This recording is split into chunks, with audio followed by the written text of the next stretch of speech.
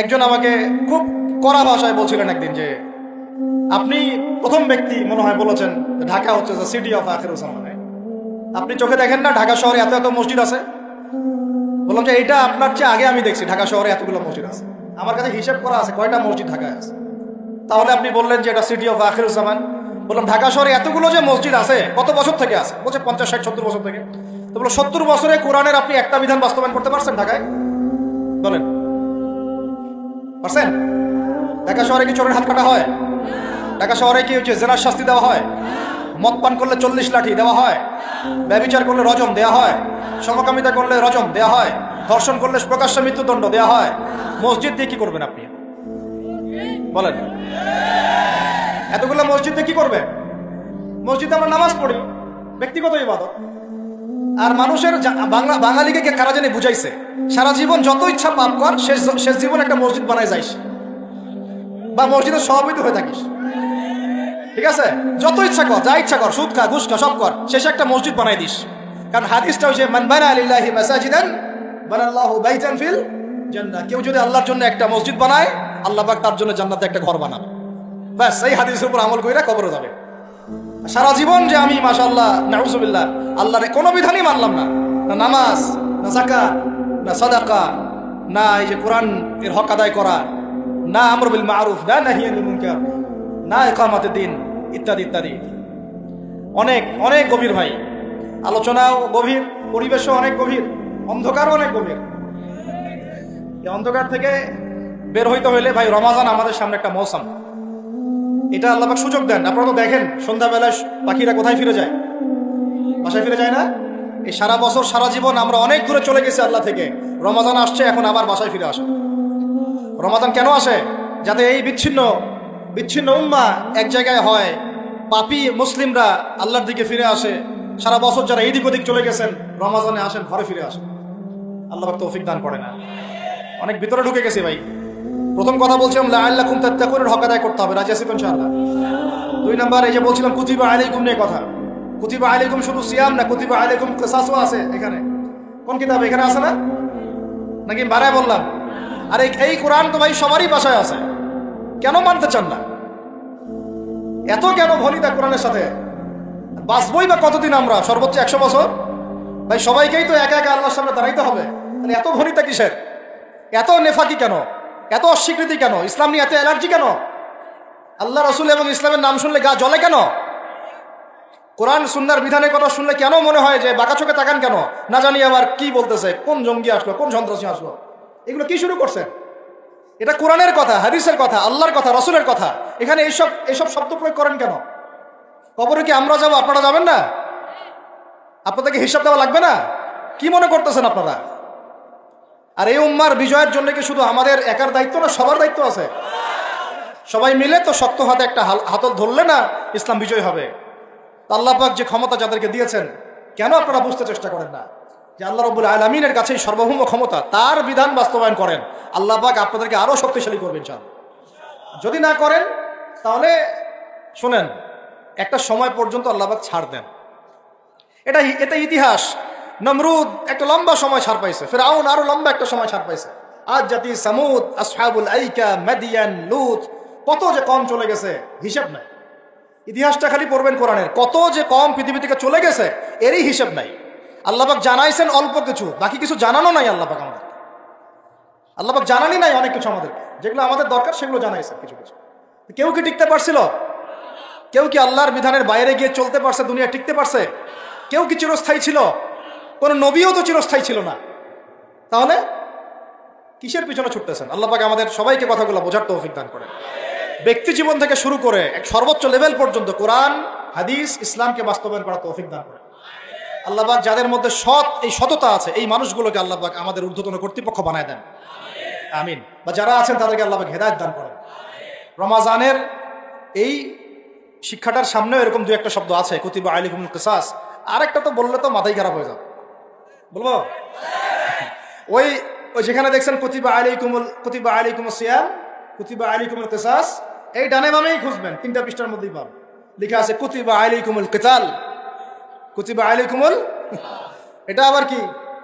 কুতিবা আলাইকুমুল কিতাল, তোমাদের উপর যুদ্ধকে ফরজ করা হয়েছে। কি ফরজ করা হয়েছে? একা একা আপনি করবেন না, একা একা করবেন না, ইসলামিক রাষ্ট্র করবে, ইসলামের রাষ্ট্রের আমির করবে, তার নেতৃত্বে জনগণ করে, একা একা বিচ্ছিন্নভাবে করে না। কুতিবা আলাইকুমুল কিতাল, এইটা যখন মুসলমানরা ছেড়ে দিয়েছে ওই সময় থেকে এই মাইর খাওয়ার যুগ শুরু হয়েছে। অটোম্যান এম্পায়ারটা সর্বশেষ ওই ফাইট করছিল ওই পশ্চিমাদের সাথে, পরাজিত হয়ে যায় তারা প্রথম বিশ্বযুদ্ধে 1914 থেকে 17-18 মধ্যে। এরপরে ওই যে ব্রিটেন দখল করে জেরুজালেম, বেলফোর্ট ডিক্লারেশন হয়, তারপরে ইহুদিদেরকে ওই জায়গাটা ছেড়ে দেয়। এরপর থেকে যে 100 বছর হলো আমাদের খিলাফা পতনের, 100 বছর হয়ে গেছে। কত বছর? এটা একটা আশারও কথা। আশার কথা কেন? প্রত্যেক 100 বছর পর পর আল্লাহ পাক পরিবর্তন নিয়ে আসেন, এটা ইতিহাস ঘাটলে পাবেন। 100 বছর পর পর আল্লাহ রাব্বুল আলামিন বড় বড় পরিবর্তন পৃথিবীতে নিয়ে আসেন। যেহেতু খিলাফা পতনের 100 বছর হয়ে গেছে, আশা করা যায় সামনে কিছু ভালো কিছুই হবে ইনশাআল্লাহ। ওই অটোম্যানদেরকে 1917 সালে 14 থেকে 17-র মধ্যে পরাজিত করে বাইতুল মুকাদ্দাস, যেখানে দেখতেছেন অক্টোবর থেকে এই পর্যন্ত মনে হয় 40,000 ছাড়াই গেছে, প্রাণহানি ছাড়া যায় নাই। বেশিরভাগই নারী আর শিশু। বেশিরভাগই কি? নবী সাল্লাল্লাহু আলাইহি ওয়াসাল্লাম তার জীবদ্দশায় মনে হয় 97টা থেকে 98টা যুদ্ধ করেছে। কয়টা? এটা তো জানেন না। আমরা শুধু জানি নবী সাল্লাল্লাহু আলাইহি ওয়াসাল্লাম মিষ্টি পছন্দ করতেন, মিসওয়াক করতেন, তারপরে ডান কাঁধে শুইতেন, হ্যাঁ, সাদা জামা পছন্দ করতেন, দাড়ি রাখতেন, এগুলো আমরা জানি। মাসা ওনার সিরাত পড়েন, ওনার জীবনীটা পড়ে দেখেন। 97 থেকে 98টাতে তিনি নিজে লিড দিয়েছেন, তিনি হয় লিড দিয়েছেন, না হলে অন্য কোনো সাহাবীকে পাঠিয়েছেন, মানে গাজওয়া অথবা সারিয়া। এখন এই 100টার মতো যুদ্ধে আপনি দেখবেন না কোনো নারীকে হত্যা করা হয়েছে বা কোনো শিশুকে হত্যা করা হয়েছে, আপনি খুঁজে পাবেন না। একটা ইতিহাস দেখাতে পারবেন না যে মুসলমানদের হাতে কোনো শিশুকে হত্যা করা হয়েছে বা কোনো নারীকে হত্যা করা হয়েছে, আঘাত করা হয়েছে। শুধু আলী রাদিয়াল্লাহু আনহু একদিন এক নারীকে ধরেছিলেন, কারণ নবী সাল্লাল্লাহু আলাইহি ওয়াসাল্লাম বলেছিলেন যে অমুক জায়গায় এক মেয়েকে পাবা, ওই মেয়ের কাছে একটা চিঠি আছে, ও গুপ্তচর বৃত্তি করেছে, ওই চিঠি সে মক্কায় পৌঁছে দিতে যাচ্ছে, ওকে রাস্তায় ধরবা, ওর কাছ থেকে চিঠি আদায় করবা। কথা বুঝতে পারছেন? উনি গেলেন, দেখলেন হ্যাঁ ঠিক ওই জায়গায় এক মেয়ে আছে, এই চিঠি বের করো। আর নাই, আমার কাছে কোনো চিঠি নাই। তিনি বলছেন যদি চিঠি বের না করো তাহলে কিন্তু প্রয়োজনে একদম সব সার্চ করে চিঠি বের করবো কিন্তু। তো পরে ভয়ে সে চিঠি দিয়ে দিছে। এই একটাই ঘটনা পাওয়া যাচ্ছে যে মেয়েদের সাথে যুদ্ধক্ষেত্রে আচরণ। আর এই পুরো 100টা বা 98টা সারিয়ার গাজওয়ায় নবী সাল্লাল্লাহু আলাইহি ওয়াসাল্লাম সাহাবীদের হাতে একটা শিশুও মানে নিহত হয় নাই, একটা মহিলাও নিহত হয় নাই। যদি কোনো দলিল পান আমাকে জানায়েন, যদি আমার জ্ঞানে কমতি থাকে, আপনারা যদি দলিল পান আমাকে জানায়েন, আমার জানা নাই। আর আপনি দেখতেছেন অক্টোবর থেকে এই যে এটা কি মাস, মার্চ, এই যে 5-6-7 মাসের মধ্যে আপনি দেখতেছেন যে 40-42 হাজার মুসলমানকে মারা হচ্ছে, তার মধ্যে বেশিরভাগই নারী আর শিশু। নারী আর শিশু, এগুলো দেখলে তো ঘুম হয় না আমাদের, কিচ্ছু করার নাই, তামাশা দেখতেছি সবাই বসে বসে। আর যাদের করার ছিল এরা বসে খ্যাপসা খায়। কি খায়? ওরা ওই সিনেমা হল উদ্বোধন করে, মদের বার ওপেন করে। হ্যাঁ, সুবহানাল্লাহ। পাশে নবী সাল্লাল্লাহু আলাইহি ওয়াসাল্লাম শুয়ে আছে, চিন্তা করেন, সাহাবীরা রাদিয়াল্লাহু আনহুম আজমাইন তারা শুয়ে আছেন। ওখানে গেলে মুমিনদের চোখের পানি ছেড়ে দেয় মানুষ। কি একটা অবস্থা! ওইখানে আল্লাহর ঘর বাইতুল্লাহুল হারাম। অনেকে আবার বলে কি করার আছে আমাদের কিছুই করার নাই। হ্যাঁ, তো ওই জন্য একদিন বলছিলাম তো কিছু করার নাই, তাহলে নেইমারকে নিয়ে এসে ফুটবল খেলাও। ওটাও চলতেছিল। হ্যাঁ, বিভিন্ন বলিউড তারকা, হলিউড তারকা এসে কনসার্ট করতেছে, এগুলা করেন, কিছু করার নাই তো। হ্যাঁ, বেশি না, আপনারা যদি একটু জিও পলিটিক্স পড়েন দেখবেন 10টা, বেশি না 10টা মুসলিম কান্ট্রি যদি একসাথে হয়, 10টা মুসলিম কান্ট্রি যদি একসাথে হয় বা একটা টেবিলে বসতে পারে, এই 10টা মুসলিম কান্ট্রির কাছে যে পরিমাণ সৈন্য আছে, যে পরিমাণ অস্ত্র আছে, যে পরিমাণ জ্বালানি আছে, যে পরিমাণ তেল আছে, আর যে পরিমাণ গ্যাস আছে, আর বাকি কথা নাই বললাম, এই ইসরায়েলের মতো 100টা দেশের সাথে মোকাবেলা করতে পারে। এক একটা বাচ্চার রক্তের বদলা নেওয়া যাইতো, একটা বনের ইজ্জতের বদলা নেওয়া যাইতো। শুধু ওই ইমানদার কোন ওমর আল্লাহ পাক এখন আমাদেরকে দেন না। কারণ কেন দেন না জানেন? কারণ আমরা তো আর তার সাহাবীদের মতো না। আমরা যদি সাহাবীওয়ালা জিন্দেগি আবার শুরু করি, আল্লাহ পাক ওমর ইবনুল খাত্তাবও পাঠাবেন ইনশাআল্লাহ। বুঝাতে পারতেছেন? আমরা ঠিক না হলে তো আসমান থেকে ফেরেশতা নামবে না ভাই। আর আমরা এই এত দূরে বসে ছোট্ট একটা রাষ্ট্রের মধ্যে আলোচনা করি, কি আলোচনা করি আর কি ফায়দা হয়, কিন্তু আলোচনাগুলো করতেছি আল্লাহর কাছে দায়মুক্ত হওয়ার জন্য, যাতে আপনারা সত্যটা জানেন এবং হকটা বুঝতে চেষ্টা করেন, আপনার পরবর্তী প্রজন্মকে এটা জানান।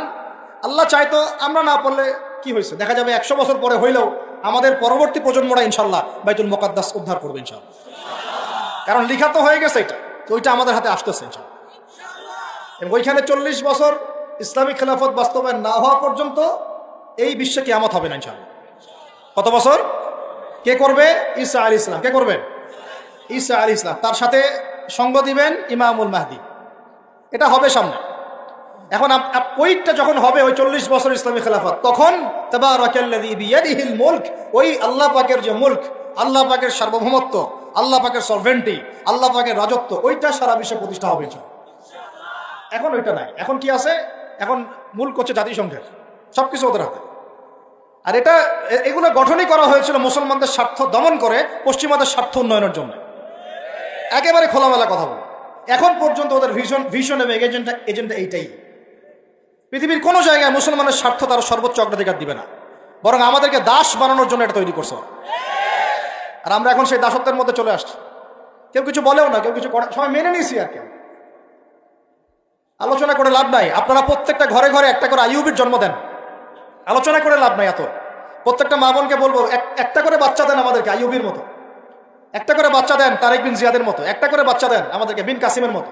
ইনশাল্লাহ আজ না হোক 100 বছর পরে হলেও ইনশাল্লাহ বিশ্বের শাসন ক্ষমতা আমাদের হাতে আসবে ইনশাল্লাহ। তার আগ পর্যন্ত আমরা একটু স্বাধীন না। তো এখানে কুতিবা আলাইকুমুস সিয়ামও আছে, কুতিবা আলাইকুমুল কিসাসও আছে, কুতিবা আলাইকুমুল কিতালও আছে। ওইটা ছাড়ার পর থেকে আজকে আমাদের এই অবস্থা হয়েছে।